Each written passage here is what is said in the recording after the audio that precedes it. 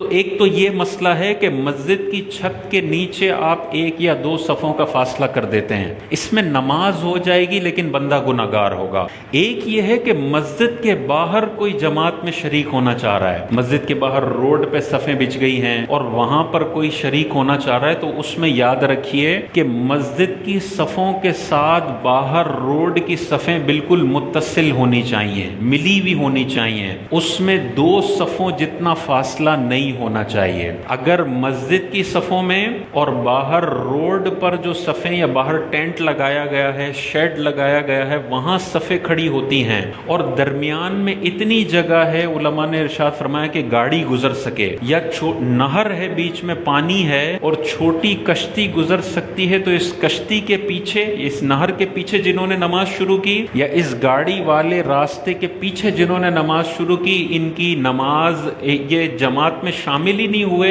اور ان کی نماز ہوئی ہی نہیں۔ اب یہ مسئلہ ہوتا ہے، بعض اوقات درمیان میں اتنی بڑی جگہ ہوتی ہے اور وہاں سے گاڑیاں گزر رہی ہوتی ہیں اور پیچھے عید کے دن صفیں بنی ہوئی ہوتی ہیں، تو بھائی مسجد کے ساتھ اتصال ہونا چاہیے۔ درمیان میں تھوڑا بہت فاصلہ ہے، پیدل چلنے والوں کے لیے وہ مسئلہ نہیں ہے، لیکن اتنا فاصلہ ہے کہ پوری گاڑی گزر سکتی ہے، تو گاڑی کے پیچھے والے جتنے نمازی ہیں ان کی نماز نہیں ہوئی، وقت کے اندر دوبارہ پڑھنی ہوگی، اور وقت نکل گیا تو نمازیں قضا ہو گئیں۔ اور حرم کا بھی یہی مسئلہ ہے، بہت سارے لوگوں کو پتہ نہیں ہوتا، اب وہ کبوتر چوک پہ بھی اقتدا کر رہے ہیں بعض اوقات۔ اب کبوتر چوک کے بعد وہ ایک راستہ آتا ہے جہاں سے گاڑیاں گزر رہی ہوتی ہیں، اتنا بڑا فاصلہ ہوتا ہے درمیان میں، تو یہ یاد رکھیے یہ اقتدا درست نہیں ہے۔ اس روڈ کے پیچھے جنہوں نے بھی اس امام کی اقتدا کی ہے وہ اقتدا درست نہیں ہے، ان سب کی نمازیں قضا ہو گئیں، وہ زندگی میں دوبارہ قضا